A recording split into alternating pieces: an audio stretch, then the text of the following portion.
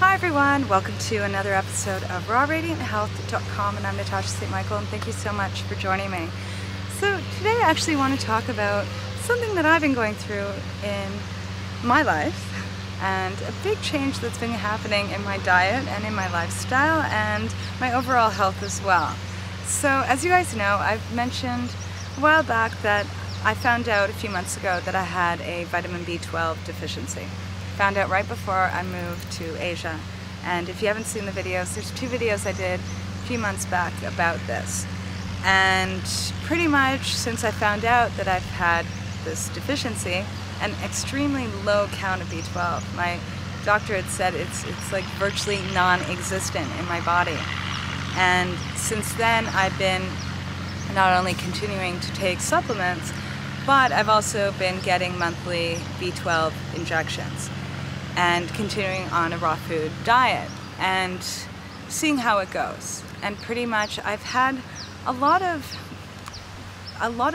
problems with the vitamin B12 deficiency.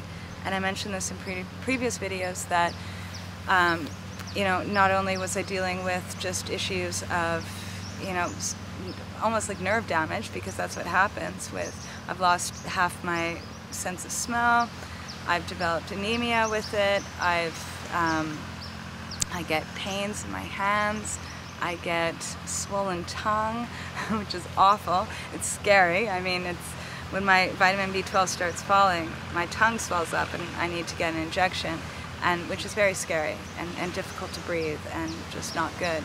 And I've been having just crazy issues, and it's been getting slightly better with the injections, but it's so up and down. It's kind of like, when it starts falling, I can feel it, the level's falling, and I go and get an injection, and it's like suddenly I feel better, but only for a certain amount of time, and then I have to run back and get another injection. And lately I've been having to get it sooner than later, and knowing that I have to do this for the rest of my life has been just not necessarily a good thing.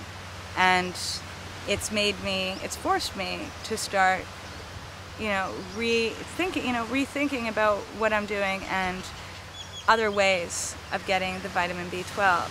I've also started doing research on the actual injections, and there is a risk by taking them. And pretty much with the vitamin B12, getting mega doses of it, especially injected straight into your bloodstream, it's full of growth factor. And growth factor is great for cell production. On one side, it's great for that. But on the other end is that if it stimulates cell production, then it's not only stimulating good cell production, but it's also stimulating bad cell production. And if anyone has any kind of cancerous growth or tumor or cancerous cells in their body, that B12 can actually, the growth factor in it can stimulate it to multiply and proliferate. So it's not necessarily 100% safe. Injecting anything into your bloodstream is not 100% safe. And not only are you injecting the B12 straight into your bloodstream at very high doses of it, but you're also injecting preservatives of the chemical, as well as any kind of fillers or any kind of whatever. I mean, it's just pure chemicals that you're putting into your body and straight into the bloodstream, which is kind of scary. And recently I've been having a lot of issues, and which has forced me even more to start, thinking things through. And what sort of pushed me over the edge with things was recently I went for a massage, and it was a light massage, and the next day I woke up and I was covered in bruises. My arms, my legs, everything. And I realized that had to do with the anemia that's associated with having a B12 deficiency. And it's specifically if you have B12 deficiency, you develop anemia with it.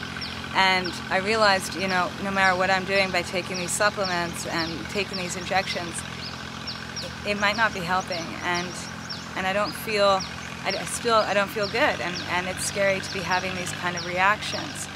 So I've been contemplating and thinking it through of changing my diet. And as you know, being on a raw vegan diet, you don't get vitamin B12 in your food. You might get trace amounts from the soil that's on your lettuce, but to be honest with you guys, I never cleaned my lettuce for years, and I still got a B12 deficiency. So it's not something you can really rely on, unless maybe you're growing your own food in mineral-rich soil and you're really getting, you know, maybe some of those worms into your diet, things like that. But the B12 comes from bacteria, it comes from animal meats, it comes from seafood, it comes from fish, it comes from dairy products or animal byproducts. And that's just how it is. And most vegans and vegetarians, they can supplement with it and their body absorbs it and they're perfectly happy and great. Whereas for myself, I've been vegetarian for 23 years. I'm going to be 35 in a few days. And most of my life I've been vegetarian. And in fact, I've never had a steak in my life. I was a picky eater before I even started eating vegetarian. I hardly ate any meat. So all I've known is to eat fruits and vegetables, nuts, seeds, and when I ate cooked foods, I ate a lot of grains.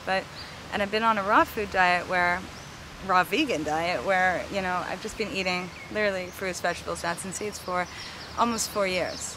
And this is all I've known, and this is something that I stand behind. I've had phenomenal results from being on a raw food diet. As most people know, I've been able to reverse polycystic ovarian syndrome. My ovaries were covered in cysts, and I was told, you know, I could possibly not have children again, or I wouldn't get a period for years on end because of this, and I had hormone imbalances because of this, everything. And I was able to get rid of all the cysts naturally. They just disappeared.